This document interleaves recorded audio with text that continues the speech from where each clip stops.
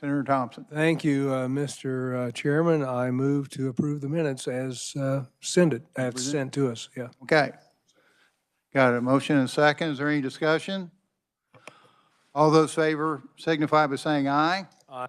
Those opposed? Motion carries. Okay, first of all, we got a couple presentations today.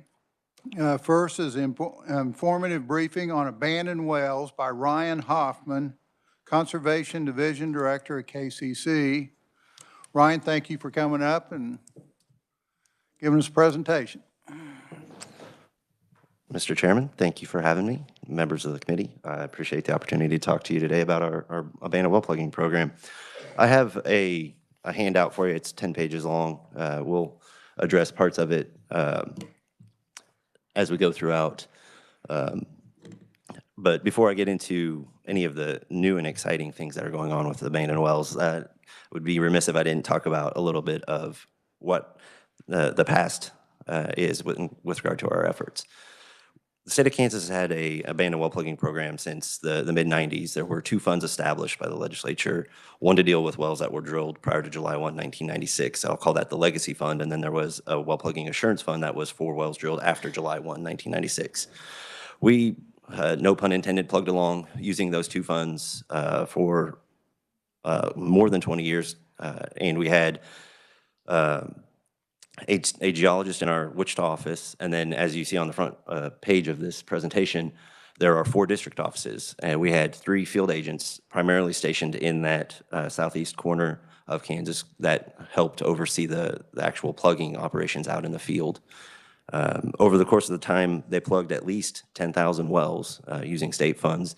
Most of those were from that Legacy Fund. And what we found with the fund that was drilled after, or for the fund for wells drilled after July 1, 1996, is that we were not finding many of those where we did not have a responsible party where we could recover those funds.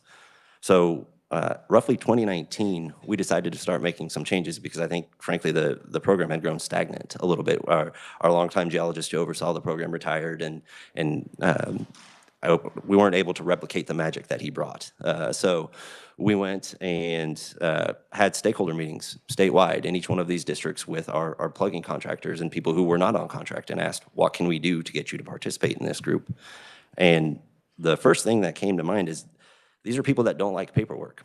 And in order to be a well plugging contractor, you have to fill out an application that's over 40 pages long. And it seems daunting when you look at it like that. But in reality, sometimes it's a yes or no question on each page. It's not really that big a deal once you get into it. So we took that to mean that we needed to do a better job of educating everybody about what it takes. So we walked everyone through the process of, here's how you fill out this application. And that really helped. The next thing we did was we decentralized our effort. We decided that each one of these 4 districts needed to have somebody who focused on abandoned well plugging. So we created a position in each one of our district offices whose sole job was to make sure that they were trying to get abandoned wells in that area plugged. And they worked with their supervising geologist to send those to Wichita, and instead of a supervisor in our Wichita office overseeing all this statewide, they became an account manager. They were responsible for the paperwork side of things on our end. They would handle the stuff that goes out for bid and tracking everything to make sure our invoices got paid on time. And as a result of those efforts, we now have 23 plugging contractors that are on our contract statewide. And historically, the way it worked, each one of these districts that you see would have at least 2 separate contracts. So you could have one contract in District 2, one contract in District 4, and one contract in District 1, and they were all different. So depending upon where you were in the state, controlled how you bid on a project. We worked with the Department of Administration, and I will give them a lot of credit. They actually suggested it to us and said, why don't you just have one contract? So we did. So now if all 23 of our contractors can bid on any project statewide. And as part of our efforts to modernize and improve our plugging efforts, in 2020, there were some sweeping changes made to our abandoned well plugging responsibility statute, but we also took the opportunity to combine those 2 funds because that assurance fund was never being used, and we now had contractors on staff who wanted to do it. So that's where we are now. And As you can see, I have the 4 main questions that I always get asked about abandoned wells listed here, and I will go through those as we move forward. The first one on the next page, and I don't know how to, there we go, okay. This first one is a schematic for a typical eastern Kansas well.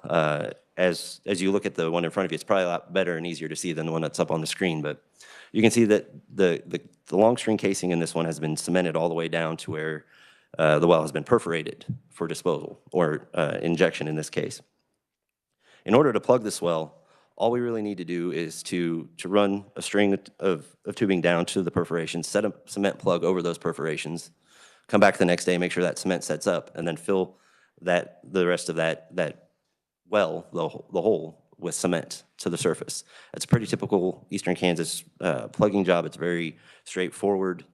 You know, if your cement isn't where it's supposed to be the next day, that you likely have to use more cement until it works. Then on the next diagram, what you see is a more typical Western Kansas disposal well. And you can see the yellow there, that's the annular space, and the yellow is a corrosion inhibiting fluid. So we don't have cement all the way there. You've got a corrosion inhibiting fluid that's preventing your injection string from corroding or rusting out. And you can see this well isn't cemented top to bottom either. So in a well like this, what we would do is we would take everything out of the hole, all of the liquid, all of the packers, the injection line tubing, and we would take that out and we would set a plug at the bottom, and then we would fill the next space up with a gel or a mud till we got to what you see on there where it says annular space corrosion inhibiting fluid. Roughly about there, we'd get to a zone that needed to be protected. In this case, in this well, it's likely the Dakota Formation, and we would cement from there all the way back up to the surface.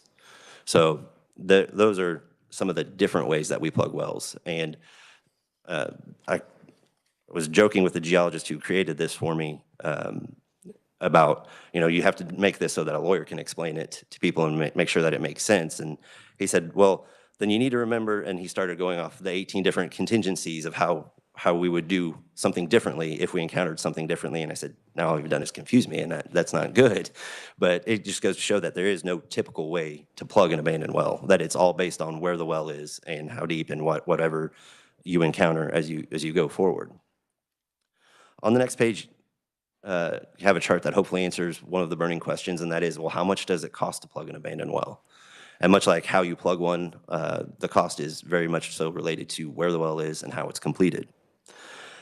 I have going back to fiscal year 19 in this chart, and we have it broken out by district. And if you remember from the front page, District 1 is the southwest corner. Those are your deepest wells. District 4, those are the next deepest. District 2, they're still deep, fairly deep, but then District 3, you start getting into shallower wells. So that's why you see our costs are less there, and we're able to plug more wells in that part of the state. It's also a function of the fact that that's where the industry started in Kansas and moved west. So there were a lot more wells drilled there historically.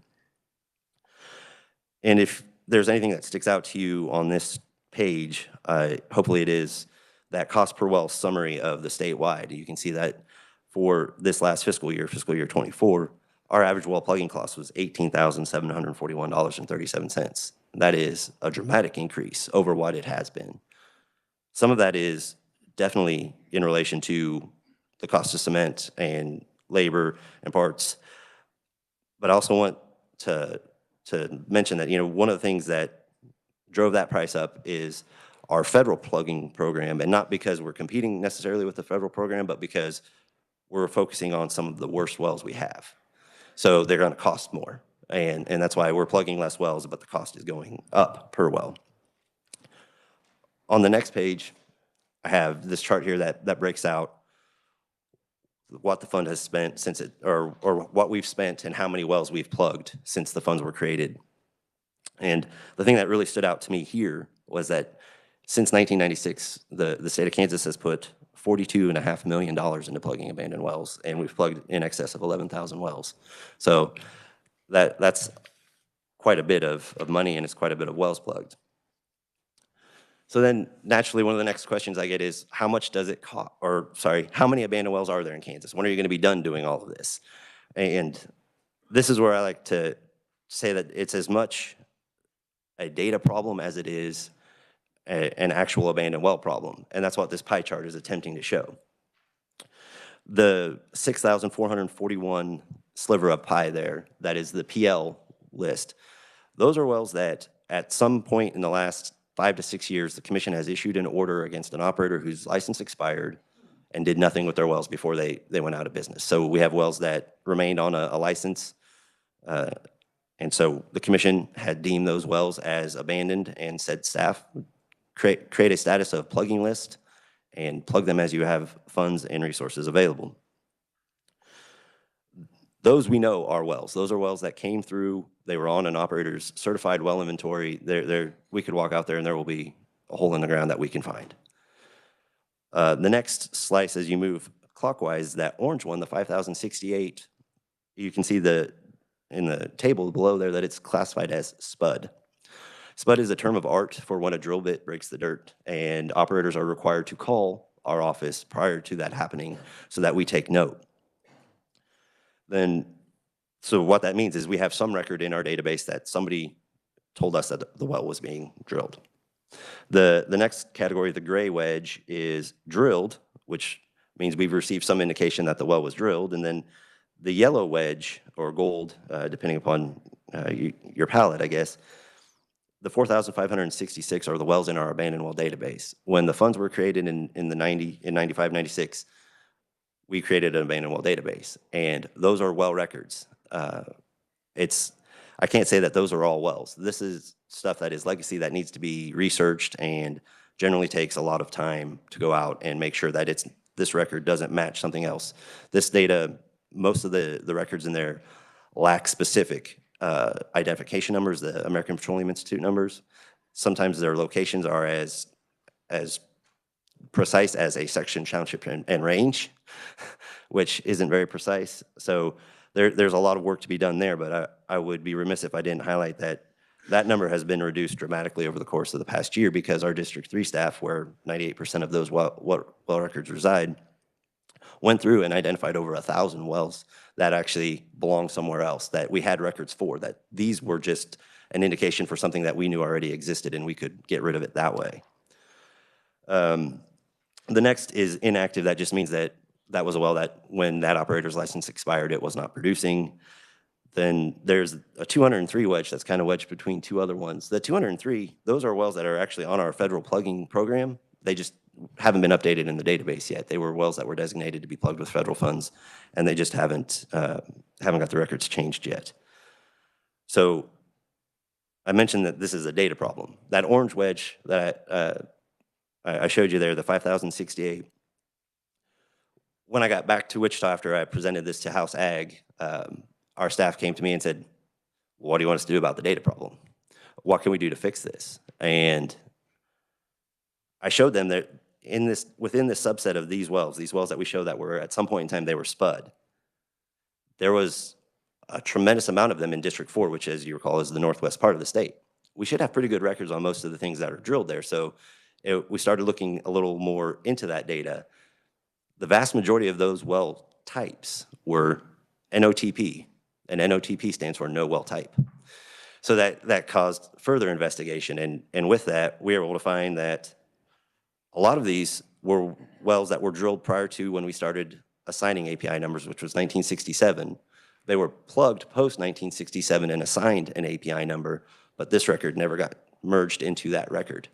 So since we were here 3 weeks ago talking to House Ag, we've eliminated over 250 of those. We've been able to match them up. There's only been one that is still a head scratcher that we can't locate anything that indicates it's a well. So now that we are working on this, I hope if I'm fortunate enough to come back and talk to you next year, I'm going to have much smaller wedges to show you about the data problem. And now that I've talked about the problem, I think you probably want to know, like, what the heck are we doing about it? The first, I mentioned the state plugging program and how we've gone through it. And I briefly mentioned the federal plugging program. Well, the bipartisan infrastructure law had 3 different grants that we were eligible to apply for to use to plug orphaned wells, or abandoned wells as we call them. The first was an initial grant, and that was $25 million There were some pretty strict time constraints on that one, but we went ahead and we put together, actually, because of those time constraints, and as you can see from those charts before, we were plugging 300, 400, maybe 600 wells a year. There was no way that we were going to spend $25 million in a year. We have never, ever done that. And so I was pretty adamant we weren't even going to apply. There was a smaller one that was $5 million that we had more time to put together and go after at a later date. And I was thinking that was probably more in line with what we could handle. But our district supervisors came to me and they said, we can do this. We can get you projects in the next 30 days that you can get out for bid, and we can get that money encumbered within 90 days. Because that was the big deal, was once you applied, you had 90 days to get that money obligated. Well, what you see there on that map are the 8 projects we put out for bid. There were just over 2,400 and I want to say 35 wells that were a part of that. And lo and behold, we got bids on 6 of those projects, and that's what you see here. And as you can see, from January 16th of 2023 through January 23rd, 2025, we had actually plugged 2,513 wells, which was 218 wells more than what we projected we would have been able to plug in the beginning. If you remember, I said we plugged 11,000 wells since 1996 using state funds. So in the last 2 years, we plugged almost a quarter of that. On top of that, using that federal money. There's a little note there that says one of the reasons we were able to plug more than 25 million is that we sold pump jacks, rods, whatever we could pull out of the wells or that was left on the well site. We sold that. We used Purple Wave, but unfortunately, I think we broke Purple Wave. They got tired of dealing with us and all the equipment that was associated with it. So we now use a different online auction, but we were able to plug 218 more wells, and now we have 40 more that we were going to plug based on those 218. Then I mentioned there were 3 federal grants. The next is the formula grant, and it was called the formula grant because it's got 3 variables. How many abandoned wells do you have? How many jobs were lost during a COVID time period? And then how much do you estimate it's going to cost to plug? They weighted those 3 variables the same. Department of Interior awarded us $33.6 million. We applied for that formula grant in December of 2023. The Department of Interior, after several rounds of discussions about what the word may or the word shall meant, decided to consider our application incomplete and encouraged us to apply for the second phase. And the second phase we applied for at the end of last year. And instead of $25 million, which they made available in the first phase, we applied for the full 33.6, and we're hopeful that we can put that out fairly soon. I mentioned 3 grants, and I only talked about 2. The other are the performance grants. There's $20 million available for states who make regulation changes, specifically regulations that pertain to decreasing the number of future abandoned wells you'll have. So they're looking for financial assurance, transfer of operator responsibility, temporary abandonment, and then even plugging, how you plug your wells. Those types of changes to your regs could open up $20 million more. And then the matching grant is one where they figure over a 10-year average what you spend to plug wells. If you then come back and say, well, we're going to spend $2 million more each year for the next 5 years, they will give you $8 million more. They'll match whatever excess you spend over your average. Those had fairly onerous guidance that we're hoping will be redone, that will make that $40 million more attainable to us. And hopefully that's the type of thing where we're looking at about $73.6 million that could be available to us to go plug wells. And finally, on this last chart, there are some other things that are, everybody likes to use the term outside the box. It's probably cliche now, and I'm probably just using it incorrectly. But one of the things that has brought more people to the table to plug abandoned wells are actual carbon credits. There are companies, right now there are at least 2 companies that have applied for licenses where they are looking at taking some of those PL wells that I mentioned on the big chart, putting them on their license, and then they're going to go plug them and get carbon credits for them, and they will make money on the carbon credits plugging these wells. We have another one that's a little more adventurous, and they're looking at injecting a bio waste into the wells and then plugging them and receiving carbon credits for that activity. So that's something also that I think we as a staff would be derelict if we didn't look into, if there were a way that we could get carbon credits for plugging wells as well. That way we don't have to turn around and come to you and say, we're running out of money, can we have some money? Or go to the industry and say, we have to raise fees so that we can continue to plug wells. And then the last thing is I'd like to really focus on that chart at the bottom of the page, because oftentimes I talk about abandoned wells and it's a lot of doom and gloom, right? I haven't really said anything that was very encouraging yet about the numbers and the data and what it takes. But if you look at this pie graph, you can see what we've plugged since 1996 as a state represents that blue wedge, that 12% of all wells plugged. And then what we did in the last 2 years with the federal money is 3% of all the wells that have been plugged. And then 85% or 75,523 wells have been plugged since July 1, 1996 by the industry. So it's one of those things where I think you look at this issue and you think, well, you've got a lot of bad operators out there that are leaving the state with a bunch of wells. But the reality is that for the most part, the wells that are being plugged in Kansas are being plugged by the oil and gas industry, and they're doing it voluntarily and through regulatory compliance. So I don't think it's the future is as bleak as I may have presented it in the beginning. And Mr. Chairman, with that, I'd gladly stand for questions. Okay, thank you. Very interesting. Senator Thompson, you want to start us off? Sure. Thank you, Mr. Chair. Thank you for the presentation, Ryan. I noticed that 137% increase from 23 to 24. Is that cement costs or? It is. I'm just curious. That's a huge jump. It's mostly cement, but it's anything that one of the changes we made to our contracts when we went to the one statewide contract allowed for more of those goods like cement that are subject to price fluctuations and rapid ones. Those are not nailed in costs anymore. And that was one of the problems we had with our program was, well, if you wanted to bid, you'd have to lock yourself in for a 3 or 5 year contract, and you're gonna charge us $2.25 for a sack of cement, regardless of how much it cost you. And this now contractors were able to get them to participate in the program because they can raise those prices when they're paying those prices. So do you think that cost is going to come back down, or do you think that's going to be the new, because I'm just looking at that long-term chart and the average gradually goes up, which, you know, with inflation you would expect, but that's a big jump. I think I'm not an economic specialist, but I think once things go up, they generally don't come down. I think we're going to see these prices stay up, unfortunately. All right. Thanks, Ryan. Thanks, Mr. Chair. Senator Francisco? Thank you, Mr. Chair. And thank you.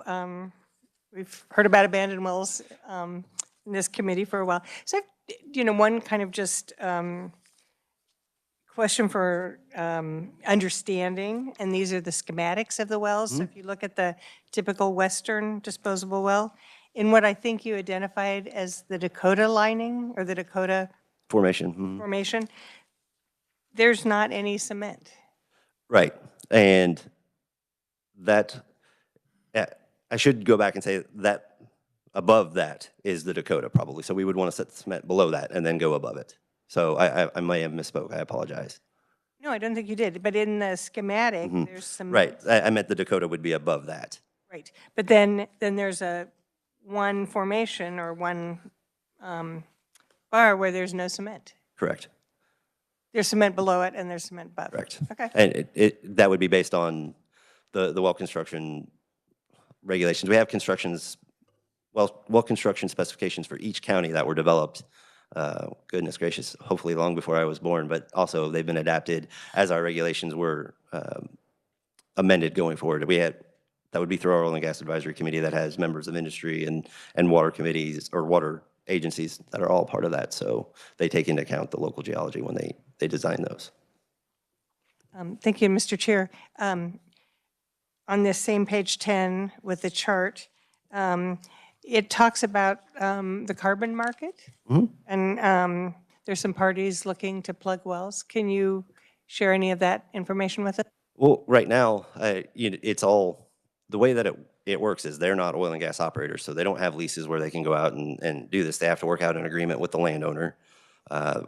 That agreement they would show to us. We have a memorandum of understanding with them that they're allowed, with the landowner's permission, to go out and take plugging methane measurements so they can determine what type of credit they could get. And they can do that without, any authority from us.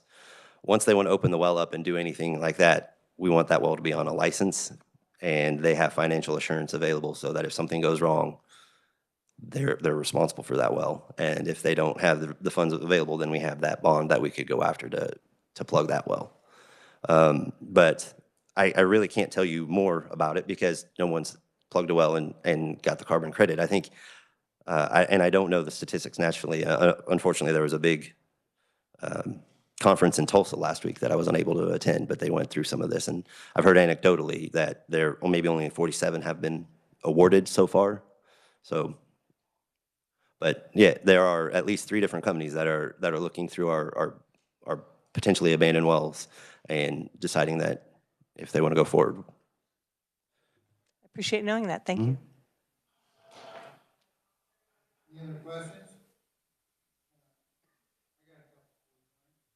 Wells that need to be plugged that we don't know about. I think you've got a map of them. I've run into a couple of circumstances that check them out and say, hey, Mike, I want to show you something that had car hookers. I'm just thinking that there's probably more of those out there than we realize. You feel, you got any sense of that? Just wondered that. Well, I spent the better part of last week. The reason I couldn't go to that conference is because we had a hearing about one that appeared underneath a building and started flowing. So in terms of the ones that we don't know about, yeah, there are likely more. You think about exploration in Kansas started in the 1860s, and that was 70 years before the KCC as we know it existed. We really didn't have paper records until sometime in the 1950s. So realistically, and even then, those paper records, I would say the accuracy and it could be that maybe the person was taller, so however many feet from the section line that they measured their well is not exactly where it is, or maybe they're like me and they're short, so they could have said it was this many feet, and it's off by that much. And in all likelihood, if it was a well that was drilled and plugged prior to, I would say, because you have to remember during the wars, the casings were taken out of the wells and used as salvage material too. So there are a lot of them that there may not even be any metal left in for us to find. So yes, there are some, but interesting, one of the things that we are working with, and hopefully I'll have a lot more that I can talk about this later, but the Kansas Geological Survey has a drone with a magnetometer on it that they can fly over and they can look. So maybe you can't see something at the surface, but they can see something underground. And we could do the same thing with a magnetometer walking, but they can cover a lot more ground with a drone than we can. And so we're working with them to try and improve out that technology to where perhaps we could use them as a contractor and they could go out and they could help us look for somewhere we have an idea, because we have a situation where we are plugging wells and we know there likely are other wells out there, but we don't have any records to indicate it. So that's one of the areas where we want them to help us, because in parts of eastern Kansas, the fields were developed in a specific form, the 5-spot water flood. So you could tell if you knew what direction the field was going, you could say, well, there should be a well every so many feet, and you could find that. But just the random ones, I don't know that we'll ever know until there's a problem. So do you have very many people that call in and say, hey, there's a well out here, where you keep log of that kind of stuff? We do that. Those calls generally go to our district offices because they're the ones that can get out there right away and assess.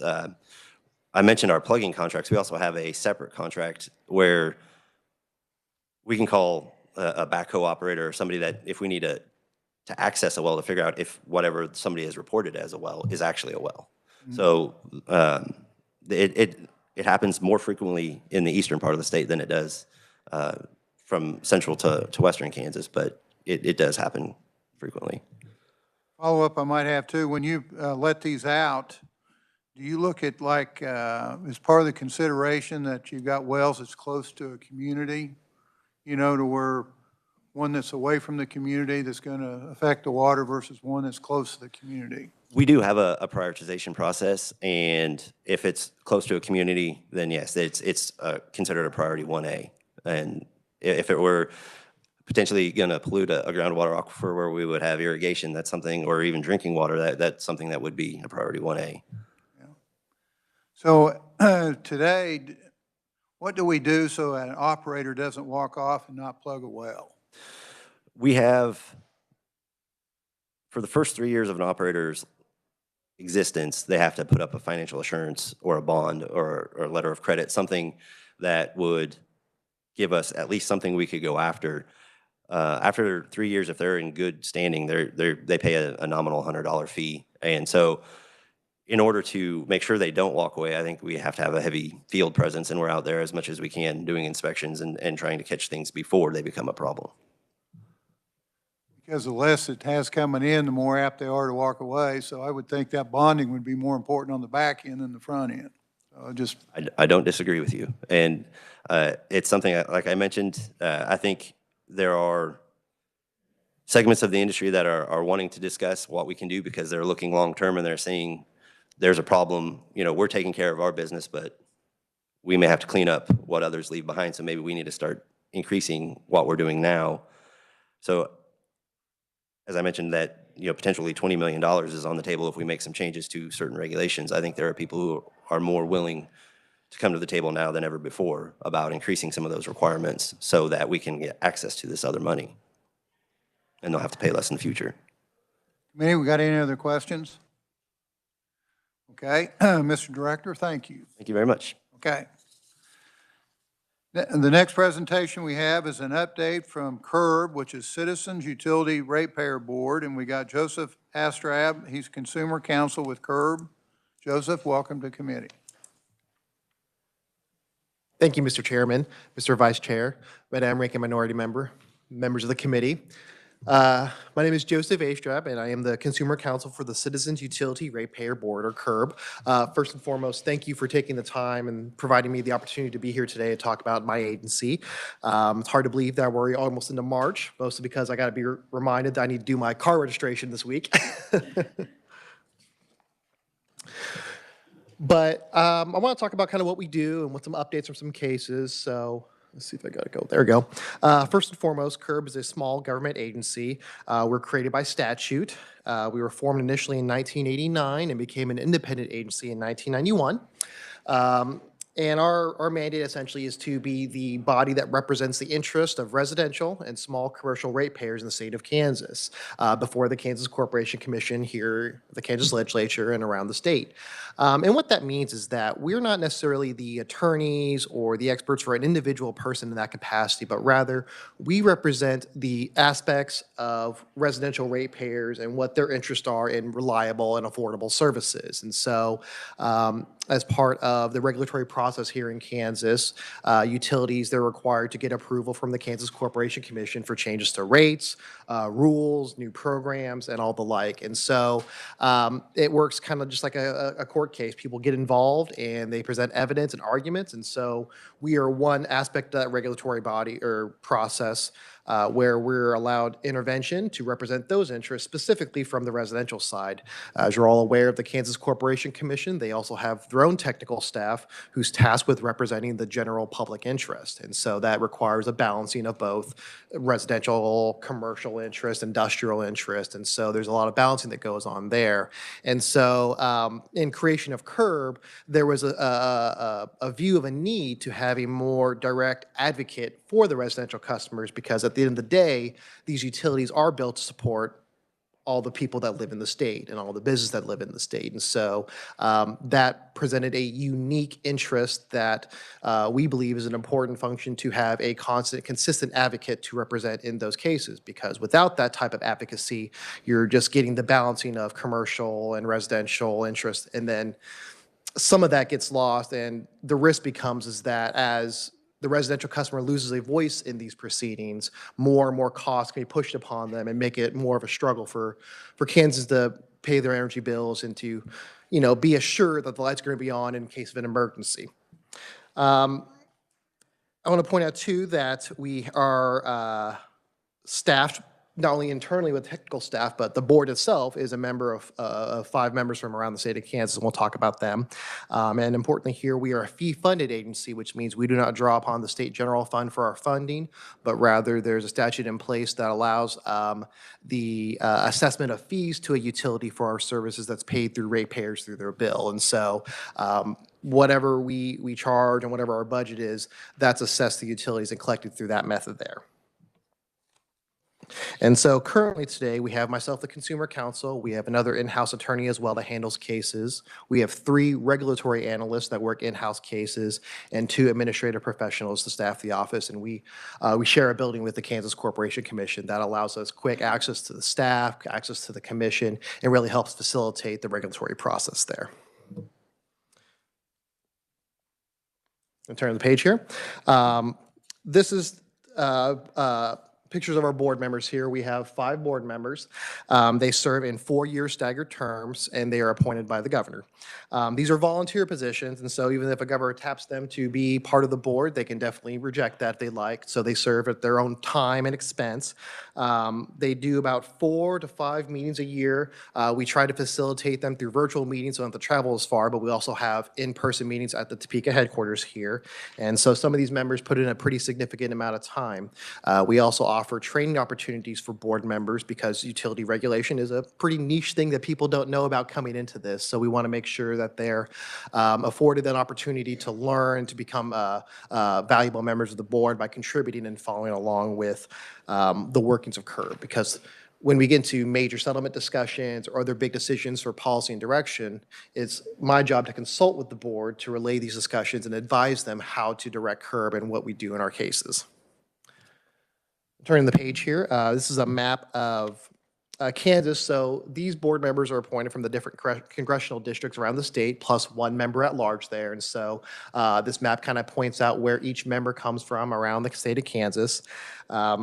And so these, our board members come from very different backgrounds, educational backgrounds, career backgrounds, stemming from renewable energy to a professor at Wichita State University. And so a lot of good insight and input. And we're very lucky to have these board members. They're very active. They ask questions. They're interested in what we're doing. And they provide their opinions to help us, effectively pursue our mission here. And so we're lucky they all get along too, because sometimes we have situations where board members may have conflicting views and we have to sort those out and proceed as one body there. I will note that the board meetings are public, so if you guys ever get time and want to check it out online, we'd be happy to send you a link for that. And we also put out notices for that on our website.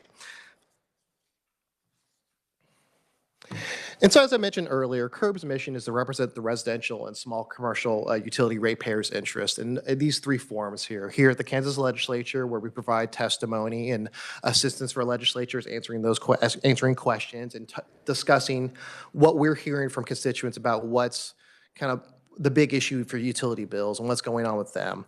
And of course, we do through utility rate cases where utilities decide their rates and other types of filings before the KCC and representing the residential interest. And at the Kansas courts too. Because we're a regulatory agency, when those decisions are appealed past the commission, they go up to the district court, then Court of Appeals. And so we intervene in those cases to represent interests when they're available there. And then kind of at a 4th venue that we help residential ratepayers is that we field constituent calls to our office. So whenever somebody has a question about their bill or they don't know who to get a hold of that's working their power or they have some problems, we're available to help direct them, answer their questions, and provide them guidance. So as I mentioned earlier, we're not able to represent them in front of like a court case in individual capacity because we're not allowed to do that type of work, but we help provide them some insight and some guidance of where to look and what to do and where to go. And so we provide educational materials to the public. We provide a quarterly newsletter to update them about happenings at the KCC because we know people are busy. They've got a lot of things going on, and whenever they pay their utility bill, they're probably not checking every line item and figuring out what's going into it. And so we act as a resource for people to kind of dive into that without having to expend a lot of their own time to do that kind of research.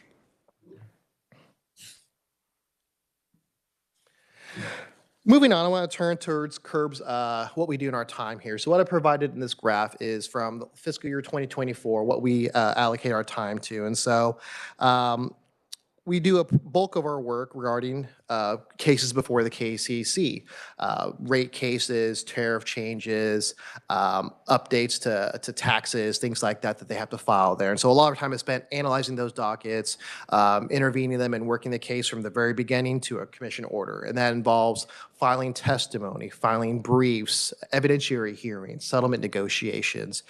We also do other filings and outreach programs as well with them. Just last year, we intervened in over 120 different dockets, so quite a bit of work, an uptick from the last couple years, just based on different utility activities and things going on for that. Following that, we spent about a fifth of our time in policy research and work, and this is the type of work that doesn't necessarily get assigned to a particular docket, but rather helps to enrich the staff of CURB. It helps them become more adept at particular areas of the field. It helps them learn current events that are going on that are affecting regulatory considerations, and really keeps us up to date whenever a new type of docket comes in. So we have some additional background to look and to analyze these types of cases. So we think it's very important work that our staff is also up to date on these types of materials, because we know that the utilities have experts and workers who are doing the same thing, and we're expected to keep up with them. And then following that, we spent time doing legislative work, reviewing bills, writing testimony, and talking with parties. And then beyond that, formal complaints or those types of grievances that individuals have against a utility. We help assist them in filing and what to do, and kind of help explain the process as they navigate it before the KCC. But once it gets into the KCC's hands, they're on their own to represent themselves, find additional counsel, and those kind of things. Turning to the next slide here, I wanted to kind of dive a bit more into policy research areas and kind of talk about what's been developing in the utility world. And so the biggest section there is the miscellaneous, and that is a kind of a catch-all that covers a number of different topics, such as renewable energy sources, battery storage type developments, talking about other states and their utilities and legislatures and what they're working on, looking about fuel and commodities prices, learning about the markets that way, so we know whenever a gas utility comes in, talks about hedging practices, we're up to speed on those kind of things. And that's just kind of that base knowledge that we expect our staff to be able to have in order to be effective advocates at CURB. We also spent time developing policy and research in policy as well, such as state energy plans and the effectiveness of those. We also are cognizant of the energy burden that's faced by low-income customers, and really customers of all economic backgrounds, because as utility bills go up, so does the percentage of income that goes towards paying those bills. And, you know, we can't pay extra to get super good electricity or better electricity that makes your appliances run better. It's just we're trying to maintain efficient, reliable service in Kansas and keep it affordable for ratepayers. And, you know, as we all know, as things are going up, inflation goes up, that becomes more challenging to define what is affordable these days. And then finally, we also take time to be up to date on regional transmission organizations such as the Southwest Power Pool.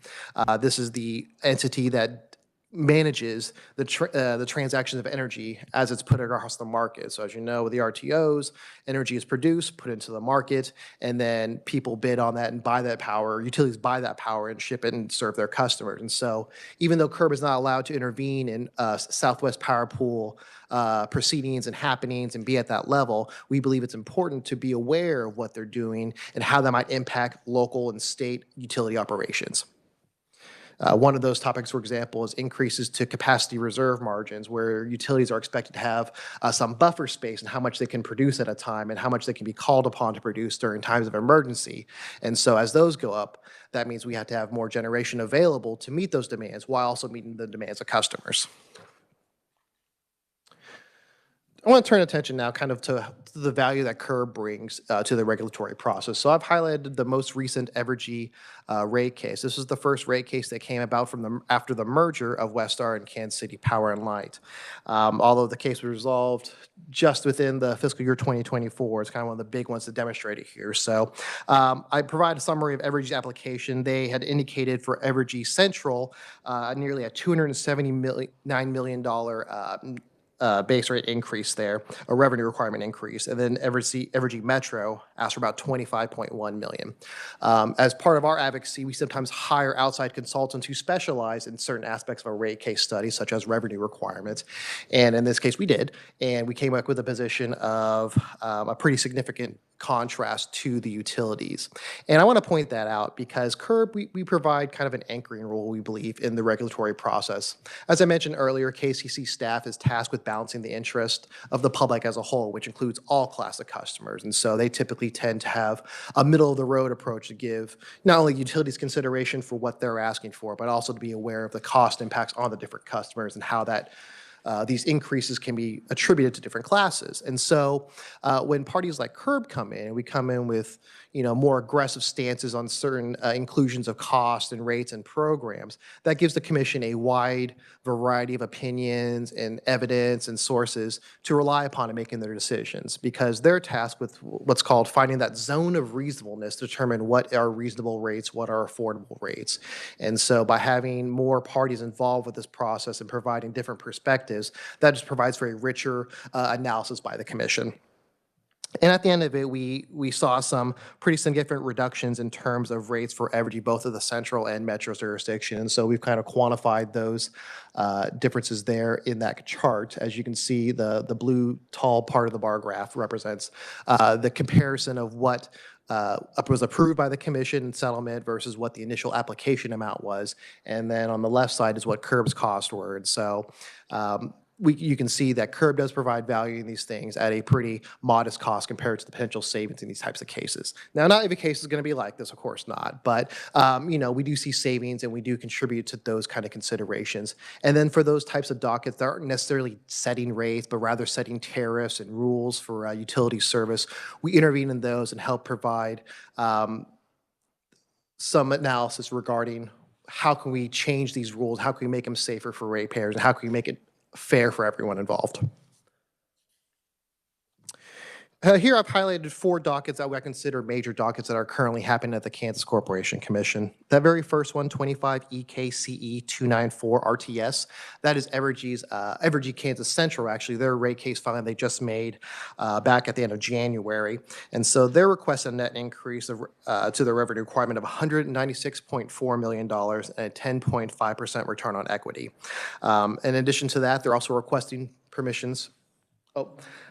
Thank you. Permission for new programs such as a bill assistance program and new time of use rates. And so an order is due later in the fall. The next one is the Black Hills rate case.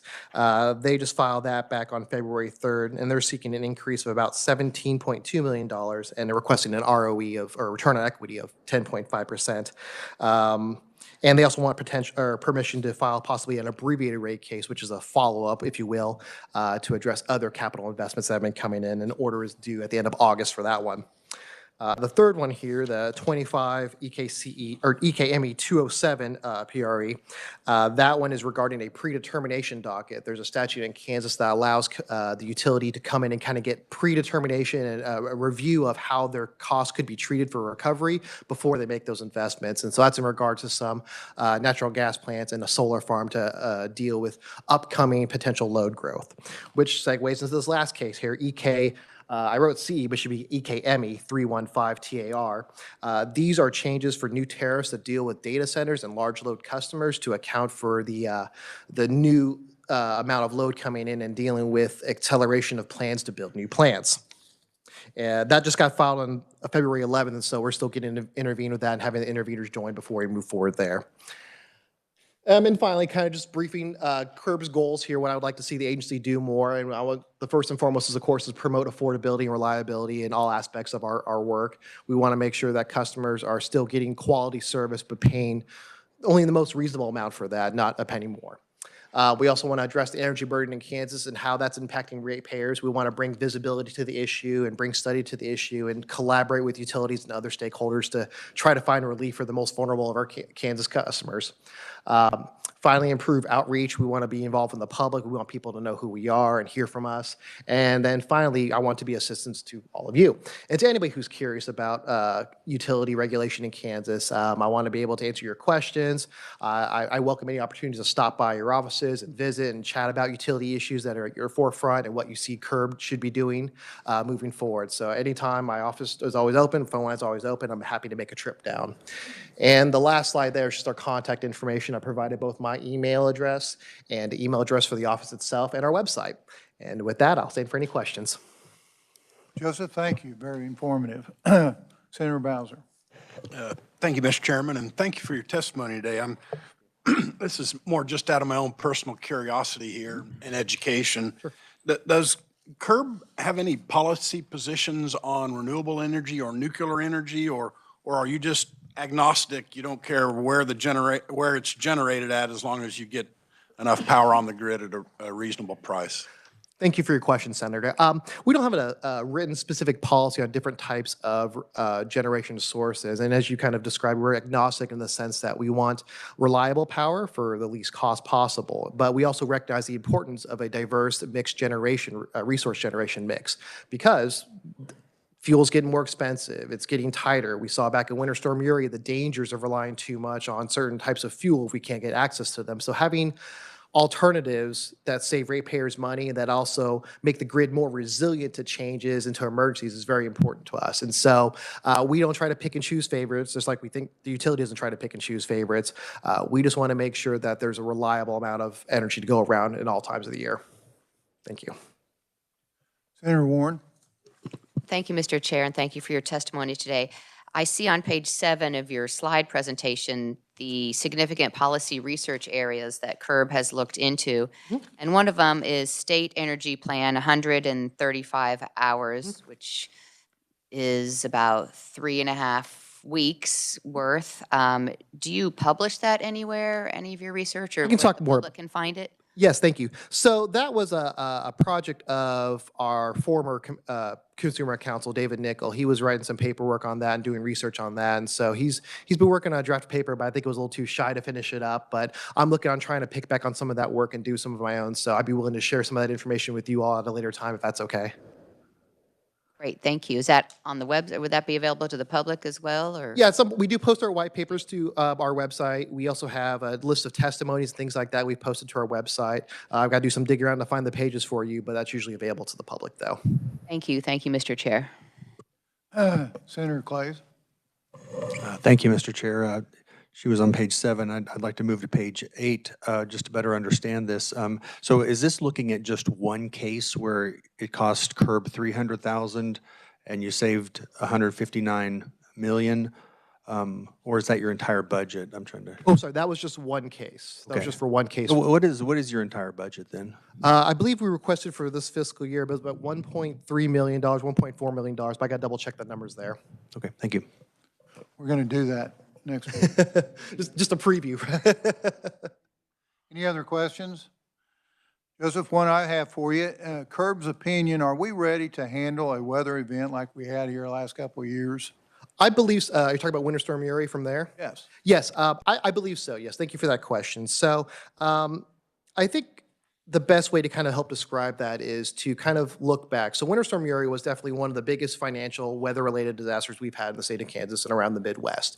And so it was in the news. It cost a lot of money. We had to get into a lot of different dockets to deal with how to get that money back from ratepayers, securitization, what have you. And since that time, we've had a number of other winter storms that haven't had maybe as much of an impact as terms of longevity and cold, but still very cold weather that had similar system impact challenges. But I believe since that Winter Storm Uri, the utilities have really stepped up and met with interveners such as us and the KCC staff and have made a lot of changes to their operations to ensure that those types of financial emergencies do not occur. And so I think we've been able to weather storms pretty well since then. And so I think we're making a lot of headway there. The only problem, of course, becomes whether or not because Winter Storm Uri is more of an economic thing, I believe, in addition to system challenges. And so I think system challenges can be, better taken care of through technological advances, behavioral and operational changes. But in order to deal with high natural gas prices that spike in a very short period of time, utilities have taken other proactive steps from the economic side of it. For example, fuel hedging. Utilities are starting to look more towards multi-year hedging periods instead of just doing it for 1 year and putting in a budget for that. They create a larger budget, hedge further into the future. And so by the time we come up to, for example, 2026, we've already had a plan in place to secure contracts to assure adequate levels of fuel at a good price. Now, that does come at a premium, and so hedging, I think, is just like insurance. And so we pay a little more now to have some peace of mind that prices will be at or around a reasonable level to pay for those times. So I think there's definitely room to improve as far as operational goes and to dealing with reliability of the grid, but I think the utilities have made some pretty good headway and have avoided a lot of potential disasters over the last couple of years. Okay, Joseph, we're out of time here. We got to get to the floor. I understand. Thank you. Committee, thank you very much. Thank you very much. Announcements, I sent you two deals for you to review. It's an old and it's a new when we work on their budget. So you're going to, why there are two, it's going to give you an example of what we've used and what we use, and I kind of like them both. So if you wonder why you got it and what's going on, it gives you plenty of information.